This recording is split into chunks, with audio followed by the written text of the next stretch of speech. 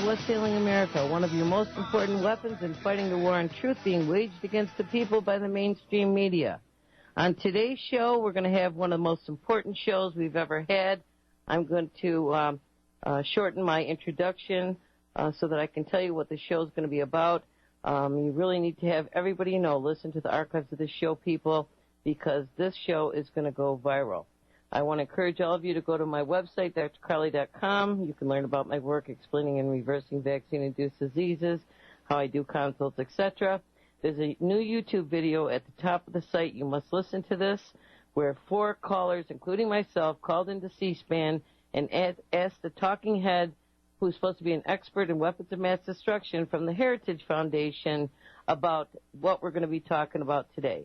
The release of bird flu virus by Baxter to 4 European countries, how the Army Institute of Pathology went to Alaska and dug up dead bodies and reconstructed the 1918 quote-unquote Spanish flu, and how our government is making biological weapons. And you really need to see the response of this minion. My guests and I love to answer your questions. On today's show, we're going to not only be talking about Jane Burgermeister's criminal lawsuit against these worldwide genocidal globalists who are planning our destruction, but we're also going to be giving you the proof that they've been planning this little operation since 1972 and perfecting it. My guest today will be Patrick Jordan, meta-analysis researcher from Illinois, Jane Burgermeister, Australian journalist who lost her job last week because of what she's doing, and veterinarian Patricia Jordan, who will clue you in on how they're now trying to force the flu vaccine on the pets as well. It's getting out of hand, folks, and you really need to wake up and realize what's going on. And for all of you that are watching that YouTube video of this minion, Garth Nicholson, talking about contaminated vaccines, what's a contaminated vaccine, folks? Contaminated vaccines is a scam. All vaccines are poison, and if you put an extra bug in there, they should consider it just another thing you're being vaccinated with if vaccinations work. So, of course, Garth Nicholson is to mycoplasma what Robert Gallo is to AIDS. He's the creator, and then he's given the credit for discovering it by the patriotic community. No, he was involved in the Special Virus Cancer Program. And, oh, by the way, I just want to let you all know another patriot hero has died of mysterious circumstances. Dr. Boyd Ed Graves, international AIDS activist, and an individual who brought a lawsuit against the government for the Special Virus Cancer Program, has now died as of June 18th, 2009. I smell a rat there too, folks. It's really amazing what's going on. But not to let you be scared. We have to realize that they're trying to take out the people that are trying to keep you safe and wake you up as to what you're spending your tax dollars on, and it's up to us to do something about it. Lastly, I just want to mention I got a letter from Nancy in Georgia telling me the people who are fearful of vaccinations and are afraid to be forced need a group strategy. That's what we're working on, folks. But to start with, just say no.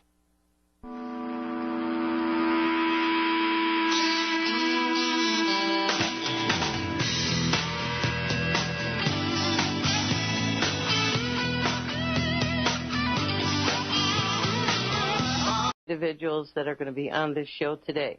I want to start with bringing on Patrick Jordan, meta-analysis researcher from Illinois, who has found the most amazing documents, one of which has been removed from the Internet, and these are memorandums from the WHO, the World Homicide Organization, from 1972, where they've explained in a scientific language, of course, the experiments they've been doing to cause a new version of killing by vaccine virus, using T cells to produce the cytokine storm. Are you there, Patrick?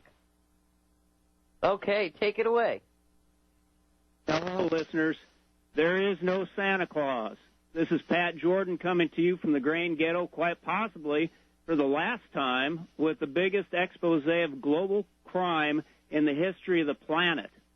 Everyone on this planet owes their thanks to Joe Spenner, a farmer and a janitor from Oregon, who exposed the WHO Memo Number 1 in his book, Rockefeller Regionalism, The Shadow Behind Oregon's LCDC.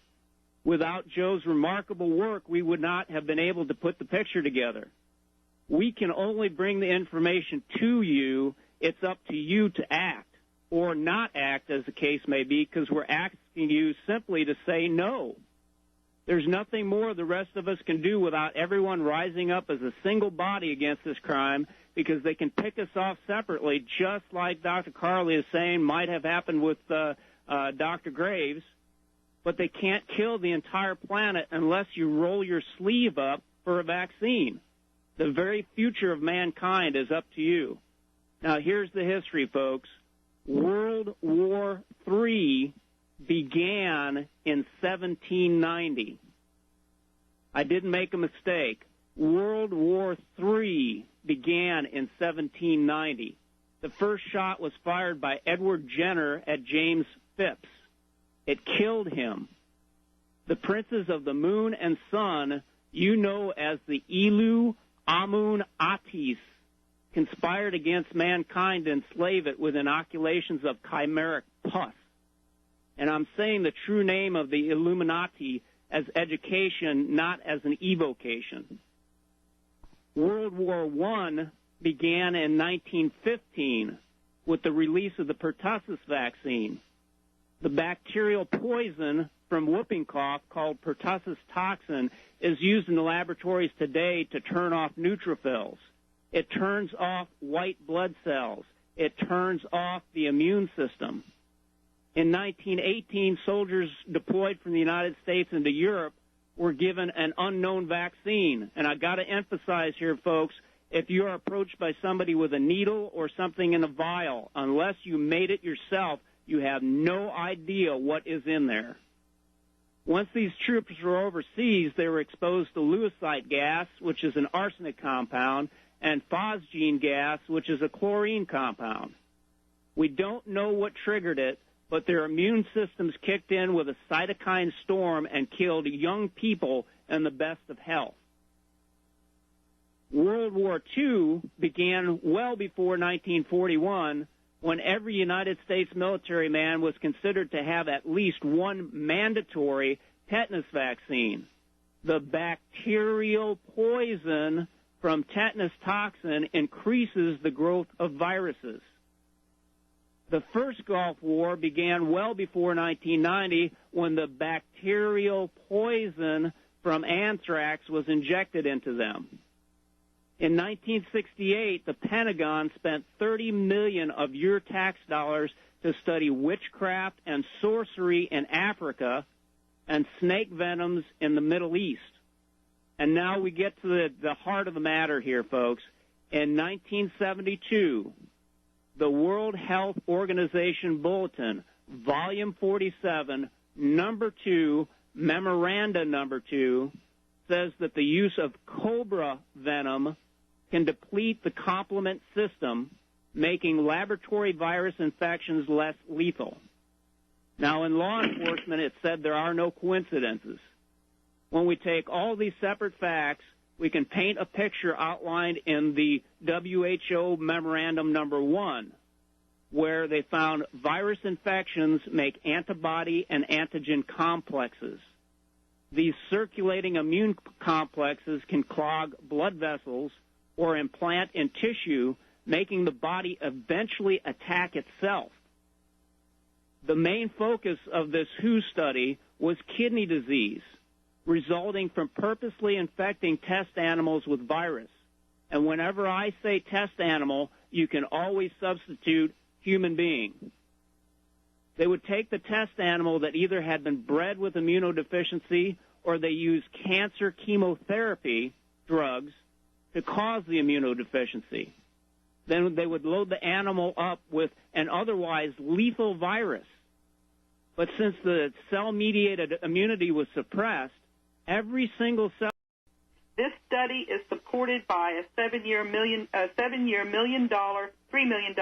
grant from the National Institutes of Health.